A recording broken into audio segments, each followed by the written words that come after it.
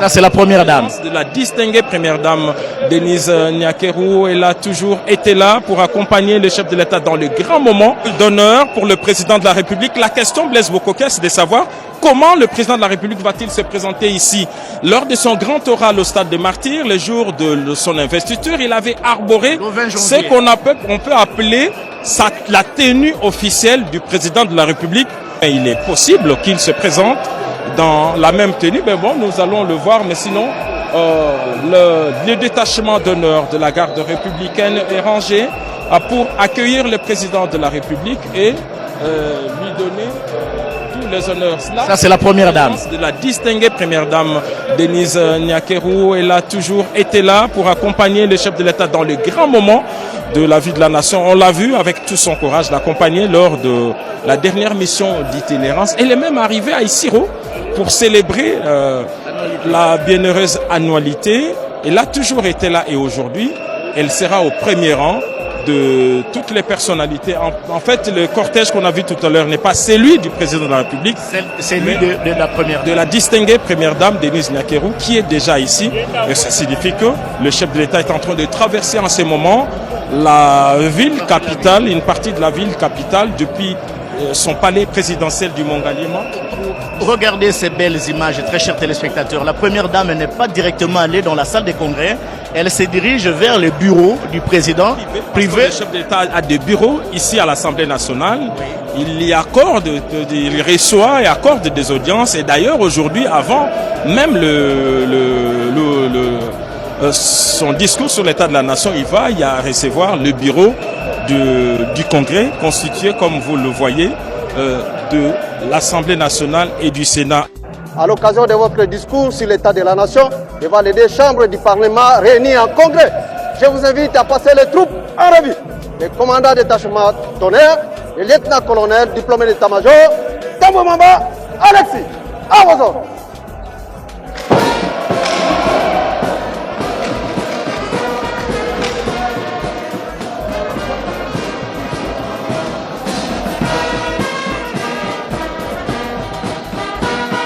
Voilà, Giscard Koussema, le président a bel et bien porté son costume croisé et comme d'habitude pour cette cérémonie. Très élégant comme il a toujours été. Je rappelle que lors de son grand oral, le tout premier de cette année, c'était le jour de l'investiture. Le président de la République avait arboré les attributs du pouvoir qui lui avaient été donnés par le chancelier des ordres nationaux, mais aussi par le président de la Cour constitutionnelle. Là, il est en train de passer le tout en revue. C'est un moment solennel et lorsque l'on aura fermé les bancs, c'est alors qu'il va prendre les marches et venir maintenant auprès du comité restreint d'accueil qui va l'accompagner d'abord dans cette photo de famille et puis il va se retirer dans ses bureaux et laisser tout le public entrer avant qu'il ne se présente pour son discours sur l'état de la nation Blaise Bokoké.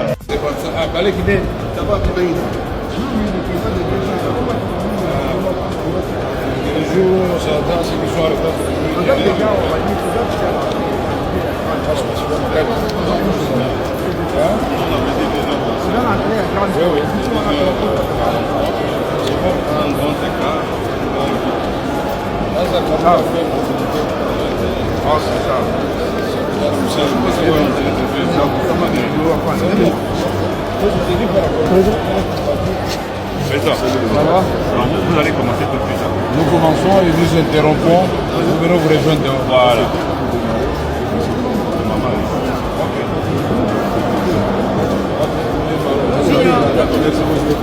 Après, nous venons vous rejoindre.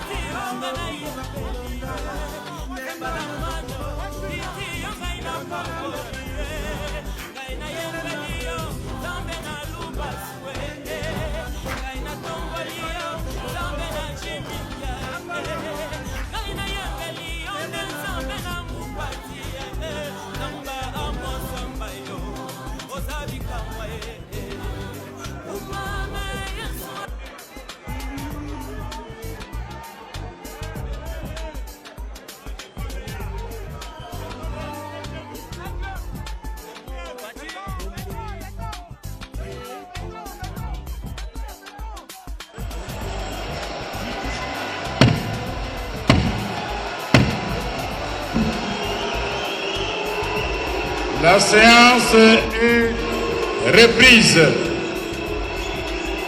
et nous demandons au public au balcon d'observer les consignes du règlement intérieur. Donc vous devez maintenant vous taire et attendre le message de son Excellence, Monsieur le Président de la République.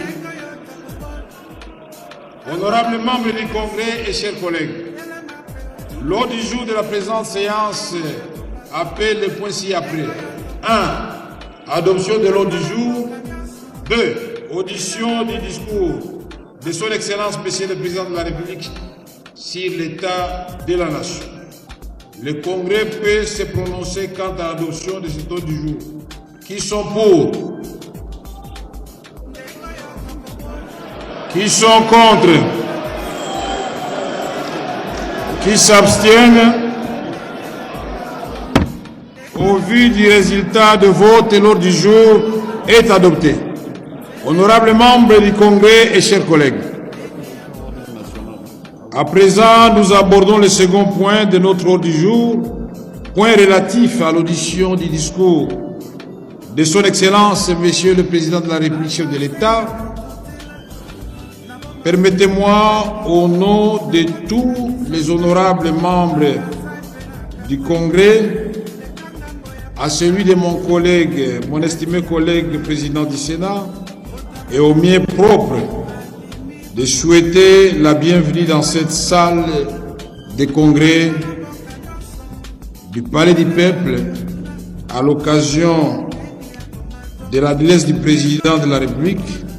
Je voudrais souhaiter la bienvenue à son Excellence, Monsieur le Président de la République, chef de l'État. On m'a dit que c'est à la fin.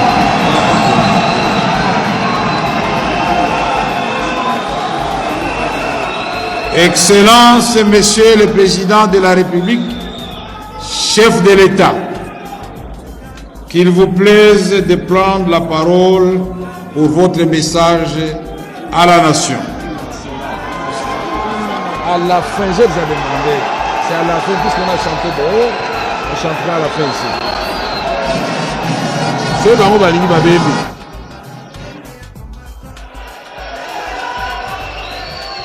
Attendu la partie importante de cette cérémonie. Le président va prendre la parole pour s'adresser à la nation devant les deux chambres du Parlement réunies en congrès. On écoute le garant de la nation.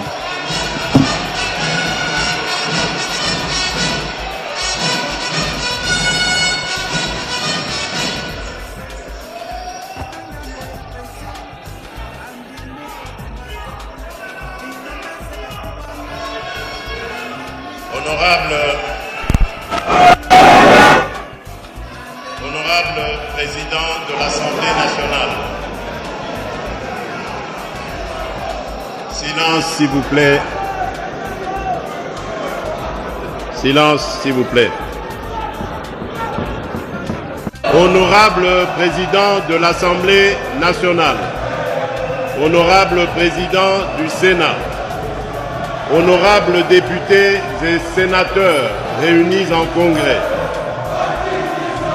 Mesdames et messieurs, distingués invités, mes très chers compatriotes, cette première année de mon nouveau mandat a été marquée par un démarrage raté, ou plutôt retardé, j'allais dire, notamment en raison du temps nécessaire mis pour la désignation de la première ministre et la mise en place des institutions conformément aux prescrits de notre Constitution. Ces délais, bien que contraignants, étaient indispensables pour respecter les échéances et les procédures fondamentales de notre démocratie. Cependant, cette situation nous invite à une réflexion commune. Il est peut-être temps d'engager une réflexion nationale sur une réforme constitutionnelle. À une réflexion commune. Cependant, cette situation nous invite à une réflexion commune.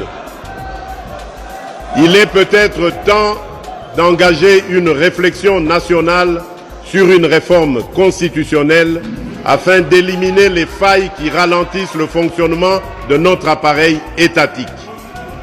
Cette démarche consiste uniquement à lancer une initiative visant à inviter nos compatriotes à une réflexion sincère pour bâtir un cadre institutionnel plus adapté aux réalités et aux aspirations de notre peuple.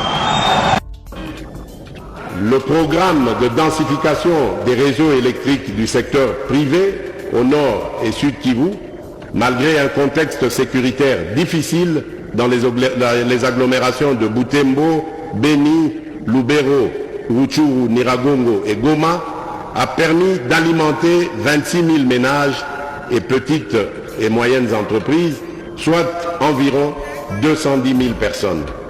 Le démarrage des travaux de réhabilitation sur les groupes G23, G24 et G26 de la centrale Dinga 2 permettra à terme de produire 2 millions de mégawattheures supplémentaires pour soutenir la demande croissante et améliorer la desserte.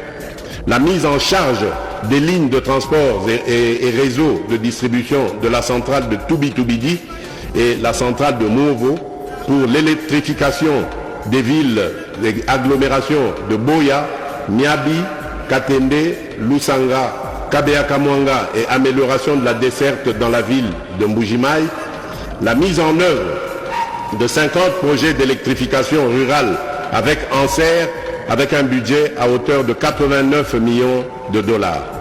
Ces projets permettront de connecter plus de 47 400 ménages et d'alimenter des activités à usage productif d'énergie ainsi que d'autres activités économiques.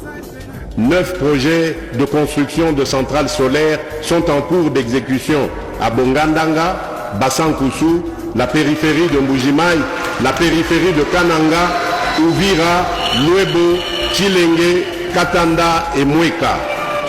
La fin des travaux est prévue pour cette fin d'année 2024. Une capacité de 13,7 MW crête va bénéficier à 205 500 ménages. 26 projets de construction de centrales solaires enregistrent des taux d'exécution appréciables et pourront être potentiellement livrés au premier et deuxième trimestre 2025.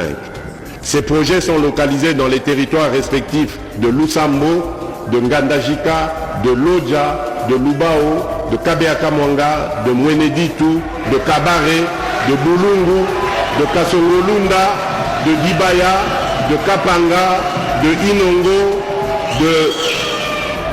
de Miabi, de Tchela, de Buta, de Walungu, la périphérie de Kinshasa, Massissi, Banalia, Kabinda, Louisa, Demba, Bondo, Walikale, Bosobolo et Idiofa.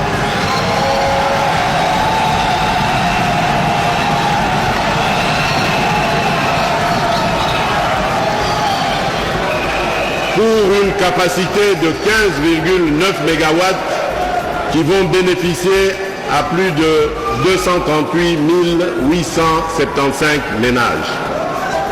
En matière de desserte en eau, le bilan de l'année 2024 est porteur de progrès significatifs. En milieu semi-urbain, les projets d'alimentation en eau potable et d'assainissement à Kasangulu, Lissala, Chikapa ont permis à près de 1,3 million de personnes d'accéder à des services essentiels. En milieu urbain, à Kinshasa, Lubumbashi et Matadi, les efforts déployés ont offert l'accès à l'eau potable à plus de 3,1 millions de personnes. À Kinshasa, la mise en service du module 2 de l'usine de traitement d'eau d'Ozone, avec une capacité de 110 000 m3 par jour, a permis d'étendre l'accès à l'eau potable à 1,8 makambo oyo elobami lelo na palais du peuple epai ya Félix Tshisekedi mpona yebaki ke ozalanga ya bongo bapromese epuis bapromese moko boye ezosimba te 38 km de route en dessert agricole à l'Obia Rosala en 2025. C'est-à-dire que par mois, à Rosala, 3000 km par mois. 3000 km, Kolongoneti Kinshasa, comme Kisanga, il y a 2291 km. Yesiko à l'Obi par mois, à Rosala, 3000 km de route en dessert agricole. Je vous interdis de réfléchir. Félix Penza. Après le discours fait par le président de la République aujourd'hui, je commence à me rassurer du tâtonnement de ces discours. Je prends celui de Kisangani, je prends celui de Lubumbashi, celui de Kalemi et celui d'aujourd'hui. Je pense que notre président n'a pas de position pour le monde. Réforme, changement, remaniement. Il veut quoi? Changer la constitution, la remanier ou carrément passer à la 4e République. Allez-y comprendre que le président joue une carte de sagesse. Il sait qu'il est flatté par son entourage, qu'il encourage à vouloir changer la constitution. Il le sait très bien. Parce que dans son entourage, il y a des candidats présidentiables en 2028. Je prends les cas de Vital Kamerhe, de Jean-Pierre Bemba, Mbosso, c'est finito. Sans oublier le président du Sénat, Sama Lukonde Kyenge, qui a aussi joué une carte très importante avec son parti politique ou son regroupement politique, parce qu'il a plusieurs sièges, que ce soit à l'Assemblée nationale, que ce soit au Sénat ou encore dans les assemblées provinciales. N'oubliez pas aussi que Bahati Lukwebo, lui qui n'a jamais fait partie de l'opposition, alors le président met tout ça en cadence. Il dit s'il arrivait aujourd'hui à perdre Jean-Pierre Bemba, Bahati Lukwebo et Vital Kamerhe et que ces gens-là rejoignent l'opposition, il n'aura vraiment plus de chance, que ce soit à l'Assemblée nationale, que ce soit au Sénat, qui est détenu par ses acolytes de l'Union sacrée. Alors très chers fanatiques de l'Union sacrée, lisez la politique, faisons la politique autrement, analysez avant de commenter mes vidéos. Parce que moi, vous ne me verrez jamais monter, insulter qui que ce soit. Le président Félix Tshisekedi n'est pas le président de l'UDPS uniquement. Il est le président de la République démocratique du Congo. Quand il part en voyage, là, il part avec les drapeaux du Congo. Il ne part pas avec les drapeaux de l'UDPS. D'ailleurs, vous ne la verrez jamais, ces drapeaux-là, à l'international, à part ici chez nous. Je n'ai pas aussi aimé le fait que vous avez chanté votre bêtise d'hymne officiel dans l'hémicycle. Essayons un peu de nous comporter en grand. Dans aucun pays au monde, l'hymne d'un parti n'est chanté à l'Assemblée nationale ou encore pire, en congrès. Soyons matières, respectons-nous quand même, respectons un peu les emblèmes de la République. D'accord? Merci.